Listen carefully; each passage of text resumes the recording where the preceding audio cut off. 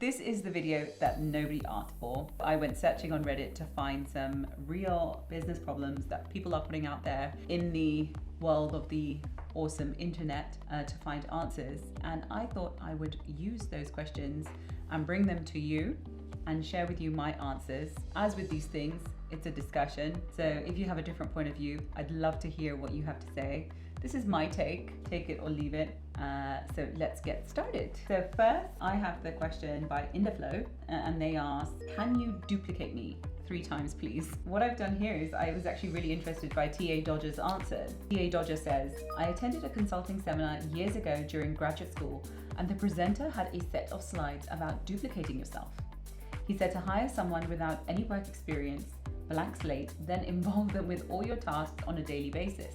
Show them how you handle things and explain why. As time goes on, they'll be able to handle more business issues and they'll handle them in a way that you would have. After a couple of years, you'll have a clone of yourself. When I read this question and the subsequent answer, I was like, why on earth would you want a clone of yourself? Don't get me wrong, like I think a couple of years ago, I think I would have definitely been looking for a clone of myself. But I think the more I've come to understand the nature of business is that I have a version of truth, or I have a version that I understand to be true. And it's not necessarily the best way for the cookie to crumble. And sometimes the whole opportunity is not to have clones of yourself. I think there are certain things that you do or certain ways that you do that you can teach someone. And yeah, I get TA Dodger's point of view, like having someone follow you around, shadow you, and they understand your levels of performance and what you're expecting. But beyond that, I think it's actually more valuable to have somebody in the team who actually thinks for themselves and can apply their brain to your business and can problem solve in a different way. So duplication? I wouldn't go there if it was me personally. You might disagree, I'd love to hear. Next question by Lil Goober. My biggest problem is just marketing. I make jewelry out of silver, but have no idea how to get my pieces in front of the right people. My main platform has been Instagram thus far. When I read that, I was just like, oh my God. So this person has opened a business more from like who they are and what their skills are, rather than having any insight into what the customer wants or needs. I think it's not impossible to do well in business that way, but it is going to be an uphill struggle. I would be very concerned this person hasn't met their ideal client yet. How would I problem solve this? I think first I would ask the question that who is actually looking for jewelry out of silver. I think there's a potential to maybe even go to other businesses who already have a secure pipeline of selling silver jewelry to other people, maybe reaching out to them and being a stockist for them or a wholesaler. Another thing I would maybe do is actually say on social media, I'd actually curate other silver product images and jewelry images and see which people are gravitating towards them. So you've got an audience that's interested in silver jewelry, and then say, hey, we also have this item. Obviously it should be photographed in a good way. This is available for purchase. But what you've done is you've actually built up an audience, and then you're giving them value by giving them inspiration of other silver jewelry pictures, and then you're offering them something to buy. I think I'd go about it that way if it wasn't the business to business route. Okay, then we have Yoker. How do you deal with scalability for service businesses? I own a small business, an accountant, and I value the quality of the service. Due to the nature of the services we provide, I need to make sure everything we deliver is as good as possible, so I review all of the complicated stuff. I'd like to find someone who can take some of the load, but based on my experience, it's easier said than done. I also often compare to similar businesses, talking to people in the industry, etc. I notice a loss of quality when these businesses grow. I'm implementing better systems to prevent errors, but there is only so many hours in the day. So I think there's 2 ways to go about this in my mind. If I was wanting to scale and quality was that important, I'll either try to increase the unit value of sale. So focus on the people who are paying the most on your roster, and maybe shake off the people who are not paying as much and see if they'll either start paying more or replace them with other clients who will pay more. I'd look into how you can increase what you charge by offering other services, or maybe communicate what you're offering better so that the customer values it more. Secondly, another route I would possibly go is maybe offering a product line that is complementary but doesn't require the same level of service. So just off the top of my head, if it's accounting, maybe you work with a bookkeeper. It's a simpler service, it's a cheaper service, but it's something that you can sell more units of because the quality standards aren't as high. Other things I would think about is automation. Is there anything that can be automated? Like there's so many softwares out there now where customers can upload their own receipts, they can reconcile a lot of their accounts, so it streamlines what you're doing. Like, are the functions that you're actually doing all necessary, or is it because you like doing them? So if there's automation, if you can use automation to maybe make your services less onerous so you can recruit easier, maybe that's an option. Good luck. Novus Cloud. Starting out as a photographer, videographer, already have creative work experience when I worked in an agency for a few years as a copywriter. And now I'm hoping to flex my creative muscles through another medium. Already have a portfolio set up, but I'd say my biggest challenge is, or would be, getting clients when starting out. First things first, I would say, decide your niche. Go really specialist, go really niche, and be unapologetic about it. Seeing like photographer, videographer means different things to different people. I'm immediately thinking of a wedding photographer. You might be thinking of a baby photographer, or a animal photographer, or a corporate photographer. I think first things first, decide your niche, anchor and develop your skills in that one niche, and become really, really good at presenting your business case, and why you're good at what you're doing, and make sure your portfolio is completely geared towards that. Because personally, if I was a corporate client and I saw wedding photographs, it would put me off you. So make sure your portfolio is very to the point. I think I would really focus on your packages as well. So understand the pain points of customers. Like, the pain points are sometimes the edits, or getting the full, or all the pictures, or sometimes it's the printing, or deciding which pictures to go for. Is there a package that you can present? So I would focus on niche and package what you're offering really well. And you can do that by maybe even looking on Reddit and seeing what people are complaining about when it comes to photographers and videographers, and see how you can beat them. Something. That's what I'm doing. I had to make a video today, so I'm on Reddit. Okay. Hank Nelson 11 writes, I have a proven small business, but I don't generate enough to be able to quit my day job. I think I need an outside investment to be able to properly scale my business. Hank, no, that's not the answer.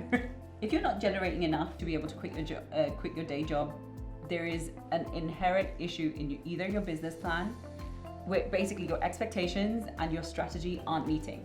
It's not meeting the moment. So throwing more money isn't gonna fix it. If anything, it's gonna delay the realization that something's not right. Please, don't do that. Don't do that. I see this so often. Start with the end in mind. How much do you want your business to generate for you? Then answer the question, what does your business need to be to generate that kind of revenue? Are you willing to do that? Do you have the skills to do that? Do you have the know-how to do that? Do you have a product that can do that? And if the answer is yes, then do that. If the answer is no to any of those, then you need some work there's a lot of work that has to happen to the business. Money isn't the issue here. The issue is the strategy isn't meeting expectation. So define your expectation, redesign your strategy to meet it. R4, I'll call it Rider. As a solopreneur, how do you prioritize activities between marketing and development, either business or software? Is it more important to add new features and functionalities, or to spend time in marketing activities? How do you choose? If you're sort of a solopreneur and you're out there, in my head, I see you as a sort of a young, blossoming business. In my head, that's MVP stage. Like, it's the moment before you've hired other people, before you've made big systems that are outside of you and your role. So in its nature, an MVP is about taking a product and testing the marketplace, and ensuring that the market is responding to that product, and then milking it enough until you are ready to expand your product line.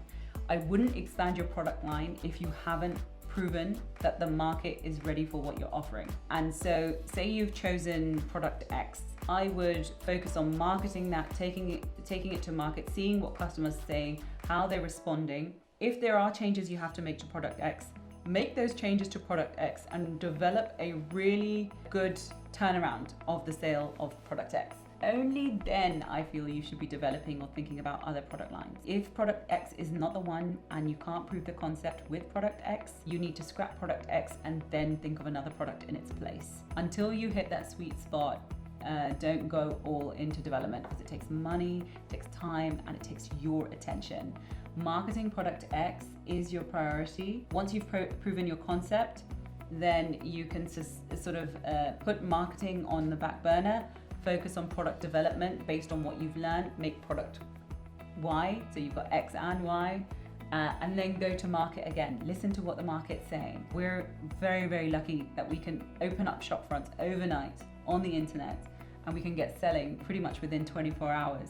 So proving a concept and proving your product sells, and doing strategic ninja moves to prove the concept is a lot easier than it used to be. So I'd do that dance.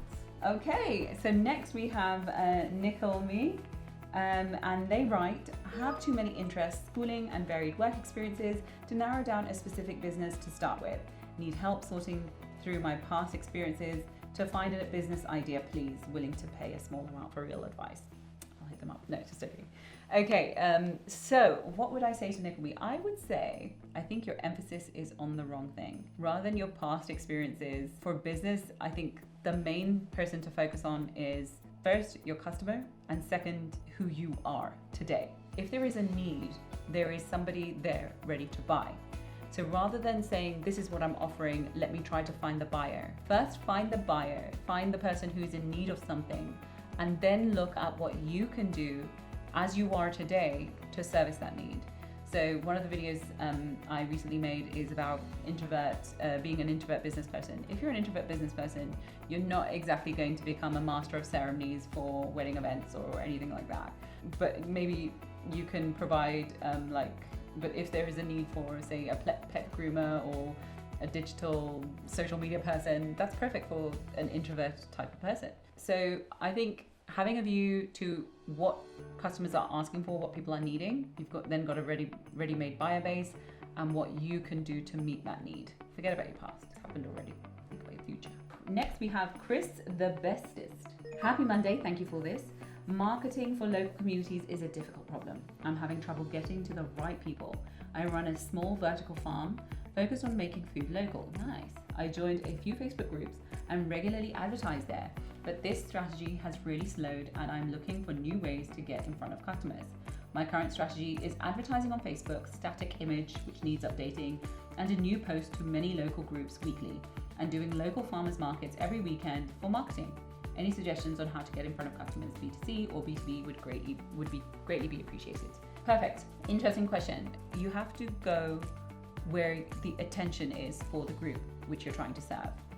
So when it comes to local communities, I think we sometimes, don't get me wrong, targeted marketing and all of that jazz is great. But sometimes don't forget the power of the basic stuff, like having a vehicle, or even if you're eco-minded, having a bicycle with a hoarding on the back riding around the local area is worth something. In the 2-3 mile radius around your home, you're always on auto drive, you're doing functional things, you're driving home, you're dropping your kids to school, you're doing this, you're going about your daily errands.